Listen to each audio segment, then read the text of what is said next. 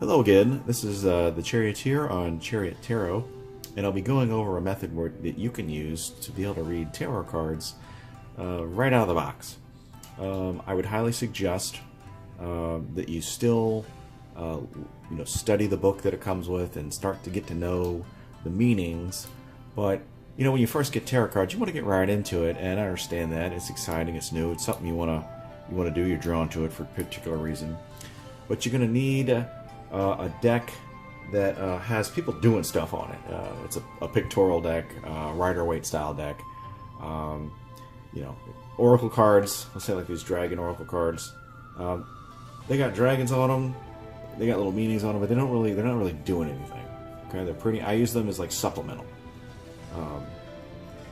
So you need a deck that's going to actually have some type of scene on it. I like to call it like the comic book scenes method or movie scenes method, where you can kind of get an idea of what's going on just by looking at the card, and then you kind of put them together like a comic book or a movie scene, and then you kind of try and form a picture. It helps if you kind of know the definitions already, but to play around and help build your intuition on what's going on, and you can develop this method into a full-blown method. I kind of use it myself. Get cards that have things that are going on with them, and you can put scenes together as to what's happening. Some examples of the difference between cards that don't have scenes on them and do have scenes on them. Okay, this is from the Gothic Tarot. You got 3 cups. You're not making much of a scene there. It's just 3 cups. So if you don't know the definition already, it's pretty tough. This 3 of Cauldrons, which is cups in the Celtic Tarot, you kind of got an idea what's going on here. Hey, we got some friends together, we're hanging out, we're getting ready to do something here. Looks like might be throwing a party or something. We're all kind of naked, throwing down, whatever, but you got an idea that you can form an idea of what's going on. Another example of that would, hey, we got our Rider-Waite deck here, we got 2 of Swords. Right here, this lady's got something going on. She doesn't want anybody approaching her. She's in a defensive posture, but she's also blindfolded. She doesn't see what's coming. Something's happened to her to where she doesn't want to see what's coming. Maybe she's contemplating a decision. Here we got 2 swords. Okay, so you kind of get the difference. You need a deck that's going to have scenes on it to where you can put them together and kind of figure out what's going on. The Anna K is very good. You got a lot of scenes in there. Here's a card from the Anna K, versus say a deck that's non-pictorial, Gothic, which has some pictorial but not a lot. Here we got a guy. He's working on a stained glass window. He's doing something. He's a professional. Ordinary people don't work on stained glass windows. So this guy knows what he's doing. He's fixing something. He's a skilled artisan, and you can kind of extrapolate this may fit into a scene of a movie with a question in mind. Am I going to be successful at my work? Something like that. Hey, you're really good at your job, and I see progress being made. Something like that. So you need to get a deck that has pictures on it for this method to work, and the guys, girls, people in the deck need to be doing something. Okay, so first kind of take a card out of the deck. I've got the 5 of Wands here, and take a look at it. And this card, what do you see that's going on? It's obviously there's some struggle. You can look at it and say there's a fight. You can look at it and say there's kids playing. It's pretty pictorial, and it can fit into a lot of different questions. What's going to happen at the party that I'm going to tonight? There's going to be some fighting, or we're all going to get together and play some games, and it could be we're all going to have some competitive, fun drinking games. It could be a lot of things going on there. You look at the card, you see what's going on. Now, in this card, I think it's more of like a happy kind of celebration, kind of, the colors on the card are bright blue and green. Doesn't look like that people are tearing each other up. Looks like they're having fun. So you look at the card, and it could be, just about any card. And look at it and interpret what's going on, and then you get an idea of how that could fit into what somebody's asking. Okay, so like an example of this is a question I get a lot is, is my book going to be successful? Is my business going to be successful? Is something that I'm doing and working for, putting my energy into, going to be a success? Am I going to make money? Is this going to be something that's going to work out good for me? And I like to do about 3, 4, 5, normally 4 or 5 cards to kind of get a whole picture of what's going on. You just pull them off the top, after, you don't just pull them off the top. After shuffling over, I'm just going to pull these off the top here and try and extrapolate, a story of, how's my business going to go? Is my book going to be successful? Is a question I got for a reading the other day. Now, in this set of cards here, let's see, you got the Fool, you got the 8 of Pentacles, you got the 4 of Swords, and the 6 of Wands. And that's pretty good, I think. You got a beginning, a middle, and an end here for is my book going to be a success? And let's see, we got the Fool here. So you started off your business, you took a leap of faith on whatever idea, you just dove right into it. You didn't really give a care as to what anybody else thought. You leapt off the edge here and you started writing. You started working really hard, producing lots of story material, lots of pages of work. Then when you were done, you finished, you thought about it, you prayed about it, and when you gave it to your publisher, he liked it. It was a success, and everything worked out. Then that's really simplified. It's only 4 cards, and it's not a real in-depth tarot reading, but just flipping 4 cards off the top of the deck there, I was able to answer the question somewhat reasonably to what somebody was asking. And this method can work quite handily for just about any question you got. It works a lot better when you start to understand what the cards mean, but when you first get a deck, you want to start playing with them, and if you don't want to continuously be referring back to the book, which I still do from time to time, you can look at the scene here and put it together.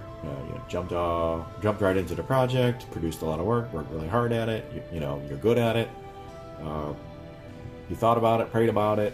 You gave some time and contemplation. You let your work speak for itself, and in the end, everything came out okay. It's a way to kind of build a technique for reading. It's a way to jump right in, dive right in.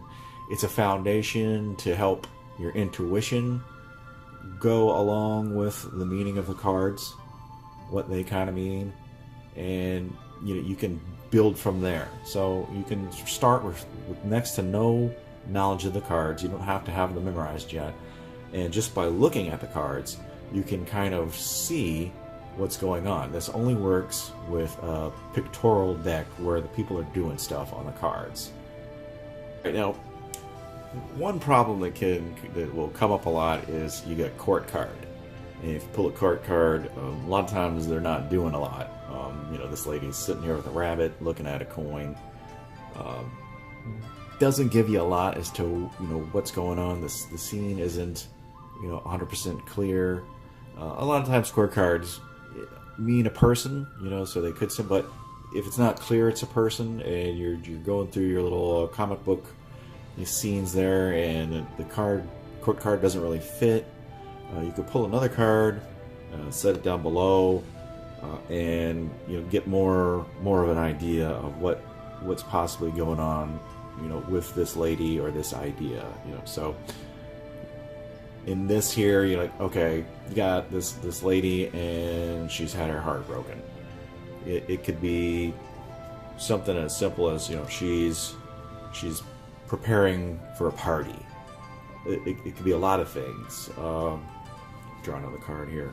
She's contemplating what she's gonna wear to work tomorrow, or she's thinking of a new idea for her work. You see how that works? You can put a lot more detail on a court card and give you a little bit more of an idea of what the card is relating to, and it works with, you know, any card that you're kind of like, whoa, okay, I really don't have an idea what's going on here. This doesn't fit.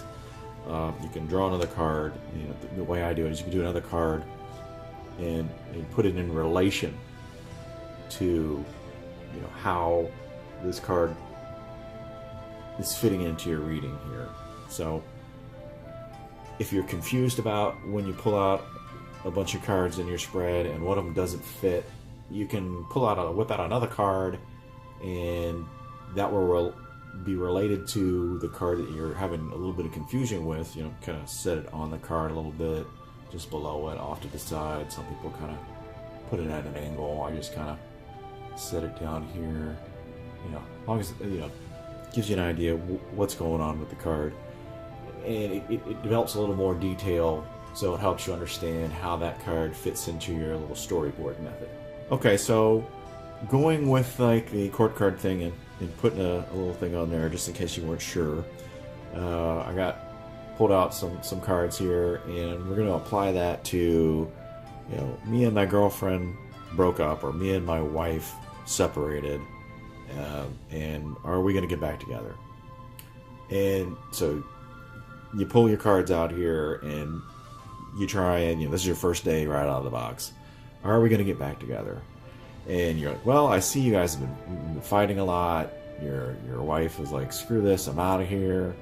I need to go be on my own for a while. I'm taking the kid, you know, and I'm going to be, you know, I'm going to have my guard up. But, you know, what exactly is she thinking? Well, she's thinking that you need to work on stuff. There's going to be a lot of work involved, but eventually, you know, she wants to have her happily ever after with you. You got kids together, and she wants to work on it, but she ain't gonna be easy. You know, she's got her sword out there. It's gonna be tough. It's not gonna be, you know, a walk in the park. She's going to be watching you, and she's going to, you know, have that sword out to clobber you over the head if you turn out to be a butthead again. So, you know, you whip out your little court card, you know, helper is what I like to call it, you know, and it goes right along with the, you know, I got my sword out here, and things ain't going to be easy. You're going to have to earn it. You got to do a lot of work, and the work is successful here. This is where you're going to end up. Okay? Now, this is real basic. It's real, you know, right out of the box style of reading. There's not a lot of details, not a lot of juicy little extras, insights going on. But you can answer the question, and that's what the querent wants to know. Are we going to get back together? And the cards you pulled out, well, yeah, you're going to get back together. But it's not going to be easy. Okay? This is what I've seen, you know, that has happened. She ran off with the kid. You know, you guys weren't getting along. She's like, screw this, you know, because you were fighting too much. Okay? And that's how you can really start right out of the box and dive right into tarot card reading.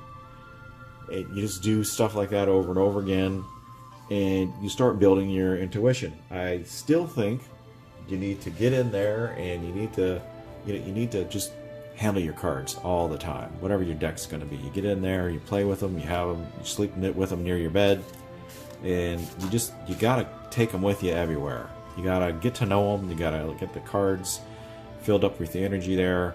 It's going to be a while before you get proficient, but with this method, you can dive right in. You can start playing around. You can start answering some basic questions. It's not an advanced method at all, but you can use it as a foundation and build your intuition on what the cards mean, how they relate to each other, and go from there. And I highly suggest you get a book on spreads. You can use spreads to help as a tool. I don't particularly use a lot of spreads. I do use this kind of a method, but I use it with a deeper knowledge of the meanings of the cards, and then we'll get into, you know, a little bit more, you know, how the cards, you know, are they fire and water, that kind of thing. Does air help fire out? Yeah, that kind of stuff. And then, you know, how the cards faced. Are they looking at each other? You know, are they heading towards a situation? Stuff like that. You know, so we'll get into that in another lesson, but this is just a quick method you can use to start reading tarot cards right out of the box and have a lot of fun. If you would like a reading, please like and subscribe to the channel. You don't have to, but I do give away free readings. Go to the About section, shoot me an email with your question, your name, it could be a code name, and a location, and I'll get a reading for you up on the channel as quickly as possible. Thank you.